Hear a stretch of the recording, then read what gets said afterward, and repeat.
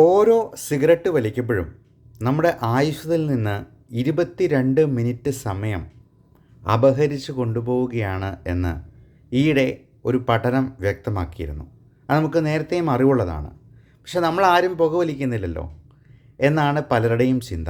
പക്ഷേ നമ്മുടെ ഇന്നത്തെ ഈ എയർ പൊല്യൂഷൻ്റെ ഇന്നത്തെ കാലത്ത്, പ്രത്യേകിച്ചും ഡൽഹി, മുംബൈ, ബാംഗ്ലൂർ ഒക്കെ പോലെയുള്ള വളരെ കൺജസ്റ്റഡ് ആയിട്ടുള്ള സിറ്റീസിലൊക്കെ നമ്മൾ പുറം സ്ഥലത്ത് 1 മണിക്കൂർ ചിലവഴിച്ചെന്നാൽ തന്നെ ഒരു 5-6 സിഗരറ്റ് വലിക്കുന്നതിന് തുല്യമായ പുക നമ്മൾ ശ്വസിക്കുന്നുണ്ട്.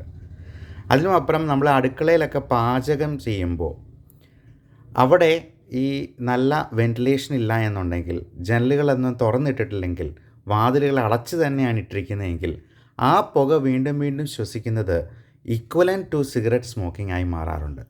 അതുപോലെ വെയ്പ്പിംഗ് എന്ന് പറയുന്ന പുതിയൊരു സംഗതിയുണ്ട്.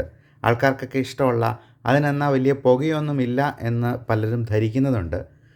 ഇത്തരത്തിലുള്ള നമ്മുടെ ദൈനംദിന ജീവിതത്തിലുണ്ടാക്കുന്ന ചില അപാകതകൾ തന്നെ സിഗരറ്റ് വലിക്ക് തുല്യമായ ദൂഷ്യവശങ്ങൾ ഉണ്ടാക്കുന്നുണ്ട് എന്നുള്ളത് നമ്മൾ പ്രത്യേകം ശ്രദ്ധിക്കുക.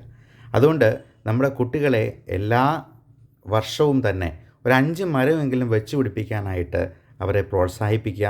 അങ്ങനെയുള്ളവർക്ക് ഗ്രേസ് മാർക്ക് കൊടുക്കുക. ഒരു ഗ്രീൻ ഇന്ത്യയിലേക്ക് നമ്മൾ ഇവോൾവ് ചെയ്യേണ്ടതുണ്ട്.